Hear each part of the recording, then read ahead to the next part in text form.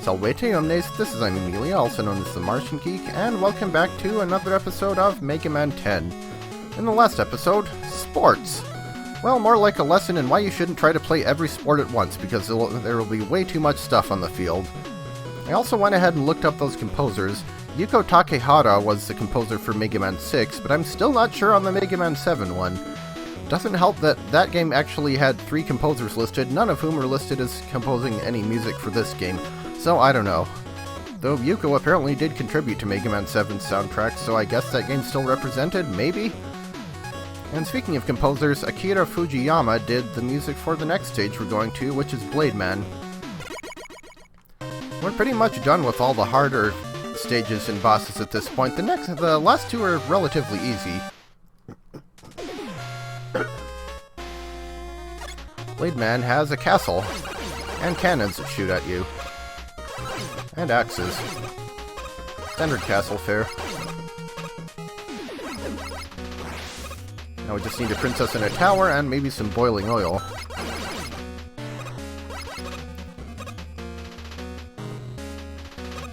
I have more spiders.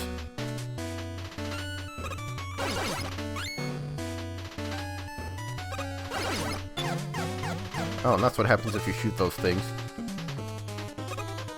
You also finally get to use the commando bomb to break open a wall. I thought I remembered there being more of those in this game. But nope. And speaking of special weapons, let's clear out this room and then show some of those off. And go ahead and get the bolts up there. So, the water shield. Like I said, gives you 8 bubbles that surround you, or water droplets, or whatever you want to call them. And as long as you don't change screens, or use them all up, they'll stay there, hitting enemies if you want. Not that they do much against those things. And you can fire the shield off by pressing the shoot button.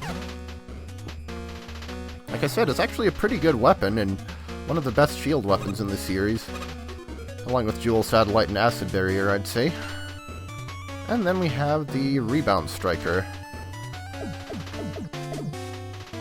You can shoot it straight forward, or you can hold down to bounce it off the floor, or up to bounce it, well, upward, I guess. Can that take out? Okay, that can't take those out either. Yeah, like I said, I believe that the more times it bounces before hitting something, the more damage it deals, but it can only bounce 6 times before disappearing, so, you know, pick your battles.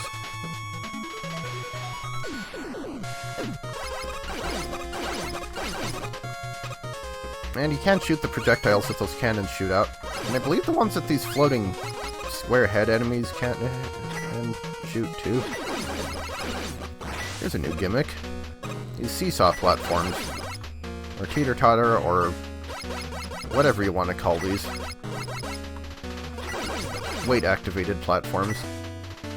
Stand on one, the other side goes up, and it moves along the line in the background. Wait too long to step on one on the other side, and it'll go back to where it started out. So now we have another mini-boss. It's a castle. A castle inside a castle. We heard you like castles, so we put a castle in your castle, I guess. And the only real strategy I have for this thing is to take out the middle eyes last. It has 3 sets of eyes, so 3 targets.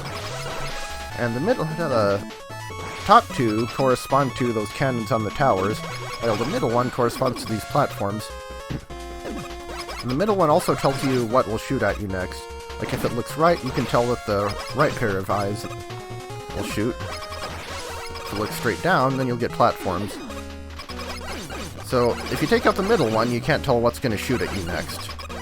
You'll obviously still get platforms, because if you didn't, it would be impossible to hit the top ones, but surrender flag. Mega Man has defeated the demented castle mini-boss in Blademan stage and rescued the midway point. Together they now travel to the second half of the stage. That spider's a bit of a problem. But yeah, our castle even has staircases. Which are not generally easy to fight anything on, I gotta say. Oh well. It's honestly a pretty decent stage, this one. Okay, Rush Coil. I don't know what my favorite level in this game is. Hard to say. I have a feeling that spider will respawn. Yes, it did.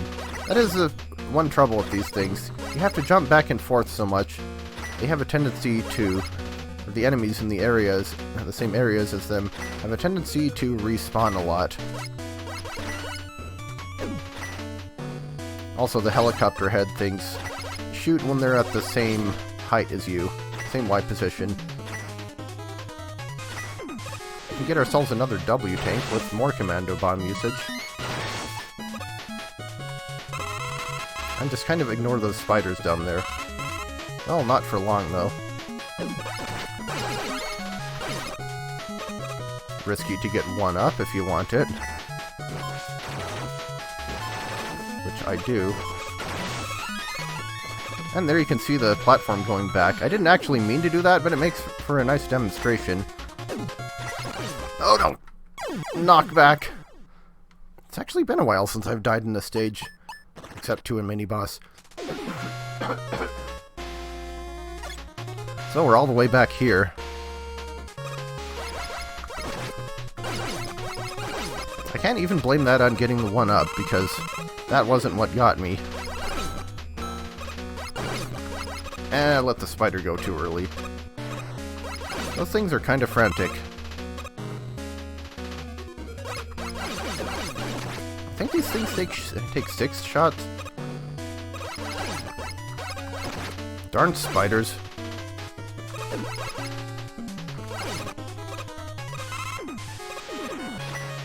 Alright, spider, I know you're there. You might as well come out so I can shoot you. Hey! Well, that was counterproductive.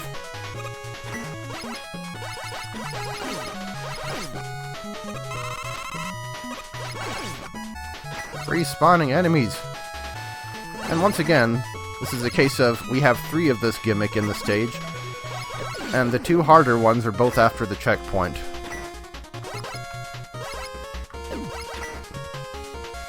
I recall this place getting really bad on hard mode. A lot more enemy spam. Well, we'll take the lower path this time since we already reaped the rewards from the upper one. I guess the key with the spider enemies is know how close you have to get to them before they drop on you. And make sure that that is in a place where you can shoot them. So for this part, the key thing to remember is it may look like you're going to hit the spikes, but if you only jump from the lower platform, you won't. So just take it slowly and steadily. You want to beat that tortoise in the race, after all. One last axe enemy, and it's time for Blademan. There's another boss whom I really should be better at fighting than I am, but we'll see how this goes. He has a pretty simple pattern. The problem is figuring out where to stand. He uses the triple blade, which is exactly what it sounds like. It's 3 blades.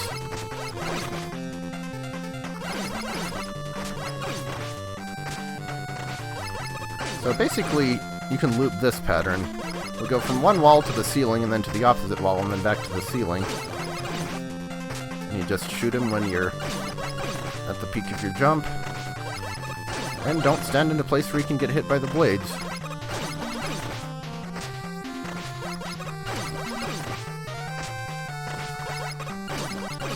So yeah, if I can just keep doing this, this will be easy.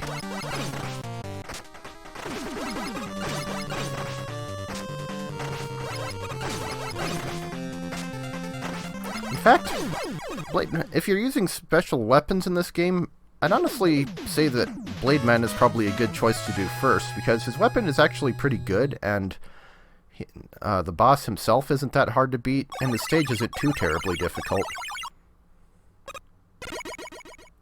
So yeah, if you're using special weapons, boss weaknesses or no, probably Blademan is a good one to do first. So now that we beat him, we got the triple blade. Again, it pretty much does what it says. You can either fire it in the air, or from the ground, One of them will always go horizontally, and the other two will either go up or down depending on whether or not you were in the air when you shot it.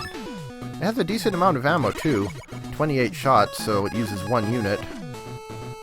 And it's really good against things that you can get nice and close to that don't have invincibility frames because you can hit them 3 times. Try it against Sheepman's mini-boss for one. So with that, we only have one Robot Master left to go, so I will do that one next time.